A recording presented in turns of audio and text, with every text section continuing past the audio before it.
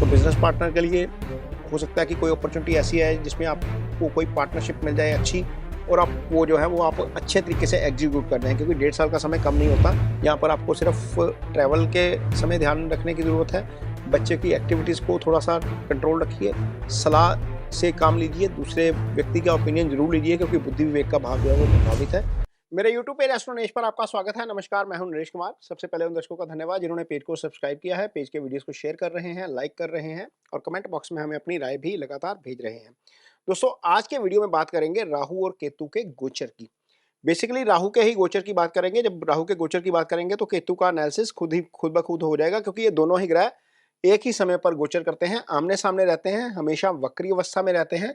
लेकिन इन ग्रहों का गोचर जो है वो बड़े इंस्टेंट रिजल्ट देता है। ये वक्री अवस्था में रहते हैं हमेशा, इनका कोई फिजिकल एग्जिस्टेंस नहीं होता। जो फिजिकल एग्जिस्टेंस जैसे सन का है, मून का है, गुरु का है, जुपिटर का है, वीनस का है, मरकरी का है, इस तरीके से राहु केतु जो है वो दो इमेजिनरी पॉइंट हैं।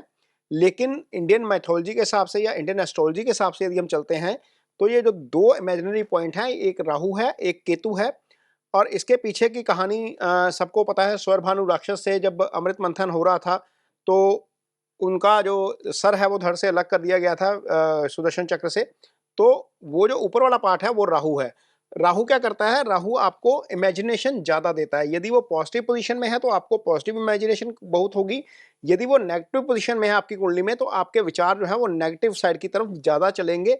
और हम सब जानते हैं कि जो हम सोचते हैं वो हम बन जाते हैं। यदि हम ज़्यादा नेगेटिव सोचेंगे तो हमारी पर्सनैलिटी नेगेटिविटी की तरफ चली जाएगी, हमारे ट्रेड्स नेगेटिविटी की तरफ चले जाएंगे। यदि हम पॉजिटिव सोचेंगे तो हमारी पर्सनैलिटी भी पॉजिटिव होगी, थॉट पॉजिटिव होंगे तो हम जो है वो कंस्ट्रक्टिव काम ज़्यादा कर पाएंगे। तो इस वीडियो में ये बताएंगे आगे जाकर 2025 में राहु का जब गोचर होगा वो किस तरह का फल करेगा, क्योंकि राहु अभी फिलहाल तो मीन राशि में गोचर कर रहे हैं। 29 मई 2025 को जो है वो राहु का गोचर होगा। यहां पर देख सकते हैं आप स्क्रीन के ऊपर 29 मई 2025 से लेकर 25 नवंबर 2026 तक ये गोचर है। ये लगभग 1.5 साल का गोचर होता है। और 1.5 साल के गोचर में राहु जो है वो रहेंगे पूर्व भाद्रपद नक्षत्र में रहेंगे, अपने ही शतभिषा नक्षत्र में आ जाएंगे, फिर धनिष्ठा नक्षत्र में आएंगे। ये मंगल का नक्षत्र है, तो इन 3 नक्षत्रों में गोचर करेंगे राहु। इसके अलावा जो है केतु का गोचर जो है वो सिंह राशि में होगा। तो इस गोचर का क्या प्रभाव पड़ेगा इसका इस वीडियो में एनालिसिस करने की कोशिश करेंगे। लेकिन पहले ये बताएंगे कि एक्चुअल में ये काम कैसे करते हैं। तो जैसे पहले बताया कि राहु और केतु जो है इनकी फिजिकल एग्जिस्टेंस नहीं है, लेकिन इनके गोचर का प्रभाव बहुत तीव्र होता है। ये देखिए, ये पॉइंट नंबर 1 आप देख सकते हैं कि कैसे जो है राहु और केतु जो है वो गोचर करते हैं, इनका प्रभाव कैसे होता है। और इनकी अपनी कोई राशि नहीं होती, राहु और केतु की अपनी कोई भी राशि नहीं होती। और ये जो करते हैं, जिस राशि में बैठते हैं उस राशि के फल करते हैं, जिस ग्रह के साथ बैठ जाते हैं उस ग्रह के फल करते हैं। मान लीजिए किसी कुंडली में राहु मीन राशि में बैठे हुए हैं तो मीन राशि के साथ साथ धनु राशि का भी फल करेंगे, क्योंकि वो दोनों गुरु की राशियां हैं। मान लीजिए राहु गुरु के साथ ही बैठे हुए हैं तो राहु गुरु के भी फल कर जाएंगे। कहने वाले कह सकते हैं ये चंडाल योग होता है, लेकिन सारे केसेस में ये चंडाल योग नहीं होता, कईयों में ये राजयोग में कन्वर्ट हो जाता है। तो ये डिपेंड करता है। और जिस ग्रह के साथ बैठते हैं उसके अच्छे या बुरे फल भी कर जाते हैं। अष्टम में बैठेंगे तो अष्टम के फल कर जाएंगे, भाग्यस्थान में बैठे हैं तो भाग्यस्थान के फल कर जाएंगे। तो ये जो होता है ये गोचर होता है राहु और केतु का। केतु भी जिस राशि के साथ बैठेंगे उस राशि में बैठेंगे उस राशि के फल कर जाएंगे, जिस प्लेनेट के साथ बैठते हैं उस प्लेनेट के फल कर जाएंगे। और गोचर में भी यही स्थिति होती है, इनका प्रभाव बहुत तीव्र होता है। आगे बताते हैं कि ये स्थिति जो है वो आगे 25 और 26 के लिए कैसी रहेगी। तो इस वीडियो में बात करेंगे मिथुन राशि के जातकों की। मिथुन राशि के जातकों के लिए राहु का ये गोचर कैसा रहेगा, किस तरीके का फल करेंगे मिथुन राशि के जातकों के लिए। राहु और केतु दोनों ही, क्योंकि दोनों ही एक साथ राशि बदलते हैं, एक का गोचर शुभ होता है, एक का अशुभ होता है। तो यहाँ पर कुंडली जो आपके पीछे लगी हुई है स्क्रीन के ऊपर है, ये मिथुन राशि की कुंडली है। राहु 9th हाउस में है, ये गोचर शुभ नहीं है आपके लिए। लेकिन केतु का गोचर शुभ है। कुछ मायनों में ये शुभ हो जाएगा, कुछ मायनों में ये अशुभ हो जाएगा। कहां पर शुभ होगा, कहां पर अशुभ होगा, ये सारा कुछ इस वीडियो में बताएंगे आपको। अब ये जो पहला फेस है, यहां पर देखिए राहु 9th हाउस में। 9th हाउस पिता का भाव होता है। पिता के हेल्थ को लेकर परेशानी हो सकती है। कुछ एस्ट्रोलॉजर दशम भाव से पिता का विचार करते हैं, कुछ एस्ट्रोलॉजर 9th हाउस से पिता का विचार करते हैं, लेकिन होरा पराशर शास्त्र के मुताबिक 9th हाउस से ही पिता का विचार होता है। तो पिता की हेल्थ को लेकर समस्या हो सकती है। राहु चूंकि ऊपर वाला भाव है, जैसे हमने स्टोरी में बताया कि स्वर भानु का जो सर कटा था, ओवरथिंकिंग देते हैं तो नेगेटिव ओवरथिंकिंग थोड़ी-सी दे सकते हैं आपको। वहाँ पर आपको थोड़ा-सा अपने आप को कंट्रोल करना पड़ेगा। हालाँकि गुरु यहाँ पर बैठे हुए हैं, चंद्रमा के ऊपर हैं, वो बैलेंस करेंगे, लेकिन राहु का प्रभाव ज़्यादा होता है और तीव्र होता है। इसलिए आपको अपने थॉट प्रोसेस को ज़रूर कंट्रोल करके चलना पड़ेगा। अध्यात्म का यदि आप कार्य करते हैं तो उन लोगों को खास परेशानी हो सकती है, क्योंकि 9th अध्यात्म का ही भाव है और वहाँ पर आकर राहु बैठ गए। तो जब राहु इस ऐसे भाव में आकर बैठ गए जो आपकी मेडिटेशन का भाव है, जो अध्यात्म का भाव है, जो धर्म से जुड़ा हुआ भाव है, तो वहाँ पर ऐसे लोगों को खास तौर पर परेशानी हो सकती है, जो अक्सर ट्रैवल करते हैं अध्यात्म के लिए, यानी कि रिलीजियस एक्टिविटीज़ के लिए ट्रैवल करते हैं। कुछ लोग बहुत हर महीने माँ वैष्णो देवी के दर्शन के लिए जाते हैं। कुछ लोग हर महीने जो है वो हरिद्वार जाते हैं, कुछ लोग हर महीने माँ चिंतपूर्णी के दर्शनों के लिए जाते हैं।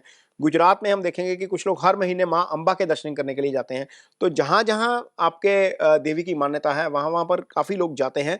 तो ऐसे लोगों को इस तरह के सफ़र के दौरान ख़ास तौर पर अपनी गाड़ी और अपने डॉक्यूमेंट्स वो क्लियर करके जाइए, क्योंकि यहाँ पर डिस्टर्बेंस आ सकती है। रास्ते में भी डिस्टर्बेंस आ सकती है, वहाँ पर सावधानी ज़रूर आपसे अपेक्षित है। ये आपका गोचर अच्छा नहीं है। राहु जब यहाँ पर बैठेंगे, चूंकि शनि की राशि में है तो शनि के फल करेंगे। शनिवत राहु कुजवत केतु, शनि चूंकि कर्म स्थान में बैठे हैं तो कर्म स्थान के निश्चित तौर पर फल करेंगे, लेकिन अष्टम के भी फल कर जाएंगे। शनि अष्टमेश भी होते हैं। हालांकि मिथुन राशि के जातकों के लिए शनि मित्र ग्रह है, क्योंकि वो बुध की राशि है और भाग्य स्थान के स्वामी हो जाते हैं, शुभ ग्रह हो जाते हैं शनि। लेकिन शनि अष्टम का भी जो है वो फल करते हैं।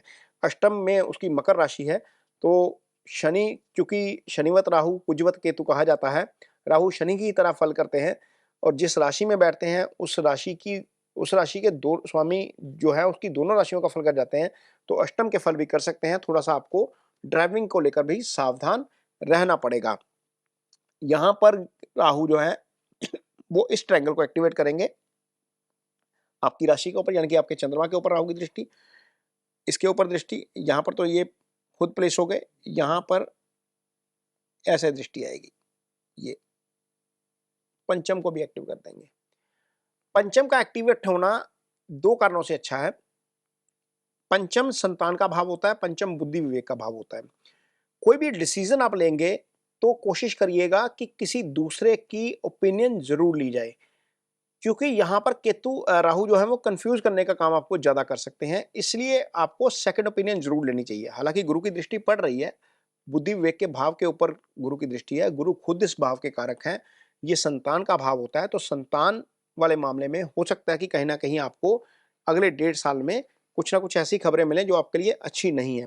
कई बार ऐसा होता है कि टीन एज में बच्चे बहुत अटपटे सवाल करते हैं। टीन एज के बच्चे जो हैं वो कई बार गलत दिशा में चले जाते हैं। तो ऐसी स्थिति में आपको थोड़ी सी परेशानी संतान पक्ष से हो सकती है। तो हालांकि गुरु बैठे हैं वहाँ पर लगन में, राशि में बैठे हैं, वो बैलेंस करने की कोशिश करेंगे, लेकिन ये चीज़ें आपके सामने ज़रूर आएंगी। इसको आपने थोड़ा-सा तरीके से हैंडल करना है। किसी दोस्त की सलाह लेकर, किसी ऐसे व्यक्ति की सलाह लेकर जो इस मामले में एक्सपीरियंस है, जिसके बच्चे उसे इसे निकल चुके हैं, वहाँ पर आपको थोड़ी-सी ज़रूर ध्यान रखना पड़ेगा। अब आएँगे केतु का गोचर। चूँकि यहाँ पर जब गोचर होता है, तो एक शुभ होता है, दूसरा अशुभ हो जाता है। अब केतु का गोचर यदि हम देखेंगे, तो केतु का गोचर आपके लिए जो है वो शुभ हो जाएगा। यहाँ पर केतु की जो प्लेसमेंट है वो देखिए, यहाँ पर ये आपके सामने है। यहाँ पर केतु का हमने ये निकाल दिया गोचर, इस तरीके से है आपके लिए। यहाँ पर देखिए, ये जो केतु का गोचर है, केतु अब आपके लिए तीसरे भाव में गोचर करेंगे। केतु जब तीसरे भाव में गोचर करते हैं तो तीसरा भाव क्या है, सबसे पहले ये समझना पड़ेगा। ह्यूमन बॉडी में ये राइट शोल्डर है, जिनको सर्वाइकल का इशू है वहां पर राहत मिल सकती है। ये पराक्रम का भाव होता है, ये छोटे भाई का भाव होता है। तो पहले तो ये गोचर शुभ है। छोटे भाई के साथ तालमेल जो है वो बेटर हो सकता है। सिबलिंग्स तीसरे भाव से देखे जाते हैं और 11th हाउस से देखे जाते हैं, तो वहां पर तालमेल बेटर हो सकता है। जो संघर्ष आपसे राहु करवाएंगे 9th हाउस में, केतु उसमें आपकी मदद करेंगे, क्योंकि तीसरा डिटर्मिनेशन का भाव है, पराक्रम का भाव है। तीसरे में सूर्य की राशि पड़ी हुई है। सूर्य जो राजा है, सूर्य जो है वो हेल्थ का कारक है, सूर्य जो करियर का कारक है। केतु उस सूर्य के भी फल करेंगे, केतु तीसरे भाव के भी फल करेंगे। तो निश्चित तौर पर ये आपके लिए इस लिहाज से अच्छा हो जाएगा कि एक ग्रह यदि आपको थोड़ा-सा खराब फल कर रहा है, तो दूसरा उस मुकाबले में आपको ज़्यादा बेटर अच्छे रिज़ल्ट करके देगा। तो ये चीज़ें आपके लिए मिथुन राशि के जातकों के लिए अच्छी हो जाएँगी। केतु यहाँ पर बैठेंगे, तो इस भाव को एक्टिव करेंगे। ये आय का भाव है, ये आपकी डिज़ायर का भाव है, ये आपके प्रमोशन का भाव है, ये सामाजिक प्रतिष्ठा का भाव है। तो यहाँ पर केतु इस भाव के अच्छे फल कर जाएँगे। ये एक्टिव हो जाएगा। यहाँ पर गुरु की दृष्टि है, सप्तम भाव एक्टिव है। सप्तम आपके पार्टनर का भाव होता है, बिज़नेस पार्टनर का भी भाव सप्तम ही होता है। तो बिज़नेस पार्टनर के लिए हो सकता है कि कोई अपॉर्च्युनिटी ऐसी है जिसमें आपको कोई पार्टनरशिप मिल जाए अच्छी, और आप वो जो है वो आप अच्छे तरीके से एग्ज़ीक्यूट कर जाएँ, क्योंकि 1.5 साल का समय कम नहीं होता। 1.5 साल में बहुत सारी चीज़ें चेंज हो जाती हैं। हम बहुत सारी चीज़ें जो हैं वो अपॉर्च्युनिटी आती हैं, हम अपॉर्च्युनिटी अवेल कर लेते हैं, कई बार हम अपॉर्च्युनिटी ड्रॉप कर देते हैं। तो ये वाला ट्रायंगल इसके द्वारा एक्टिव होगा, और गुरु और राहु के द्वारा ये वाला ट्रायंगल आपका एक्टिवेट होगा। यहाँ पर आपको सिर्फ ट्रैवल के समय ध्यान रखने की ज़रूरत है।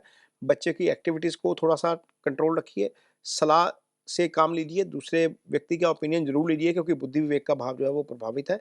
तो ये कुल मिलाकर मिथुन राशि के जातकों के लिए राहु और केतु के गोचर का इस तरीके से मिला-जुला फल रहेगा, बहुत ज़्यादा नेगेटिव नहीं है। हाँ, राहु के गोचर को लेकर थोड़ा-सा ज़रूर सावधान रहना पड़ेगा, ओवरथिंकिंग पर ज़रूर कंट्रोल रखें। तो यदि आपकी कुंडली में राहु खराब है, क्योंकि बहुत सारे लोगों की कुंडली में राहु की पोजीशन खराब भी होती है, तो आपको क्या करना चाहिए, घर में जो भी सफाई कर्मचारी आ रहा है, जो आपका सुबह हम जो घर का कचरा होता है, जो जो जो उसको लेने आता है सफाई कर्मचारी, उसको जो है वो खाना खिलाएँ, वो आपके लिए बहुत अच्छी रेमेडी है। यदि आप वैष्णो देवी माँ के दर्शन के लिए जाते हैं, तो भैरव के दर्शन ज़रूर कीजिए। भैरव की पूजा करना राहु का बहुत अच्छा उपाय होता है। जो सफाई कर्मचारी होते हैं, उनको उनकी सेवा करना बहुत अच्छा उपाय होता है। यदि आपके यहाँ पर कोई कुष्ठ आश्रम है या अंध आश्रम है, वहाँ पर जाकर सेवा कर सकते हैं, तो वो भी राहु की बहुत अच्छी रेमेडी है। राहु की रेमेडी के तौर पर आप ये चारों चीज़ें कर सकते हैं। इससे निश्चित तौर पर आपको बहुत उसका फ़ायदा होगा। ये वीडियो कैसा लगा आपको? जाते-जाते मुझे कमेंट बॉक्स में अपनी राय ज़रूर दीजिएगा। ये एक नया एक्सपेरिमेंट हम कर रहे हैं, जो स्क्रीन आपके सामने पीछे चल रही है। इसको साथ-साथ कोशिश की है कि हम साथ-साथ चले भी, और आपको इसका थोड़ा-सा आइडिया भी हो कि ये काम कैसे करेगा, ताकि कहीं कोई कन्फ्यूज़न वाली स्थिति ना रहे। क्योंकि बहुत सारी वीडियोज़ हैं जहाँ पर राहु के गोचर को अपने तरीके से बताया जाएगा, एक्सप्लेन किया जाएगा, लेकिन उसको चार्ट के ऊपर लाकर हो सकता है बहुत सारे एस्ट्रोलॉजर ना बताएँ आपको। तो यहाँ पर बिल्कुल क्लियर कट आपके सामने स्क्रीन के ऊपर, आपकी राशि के ऊपर, आपके चार्ट के ऊपर बिल्कुल हमने ये समझाने की कोशिश की है। उम्मीद करते हैं कि ये वीडियो आपको पसंद आएगा। इसके साथ ही मुझे दीजिए इजाज़त। नमस्कार।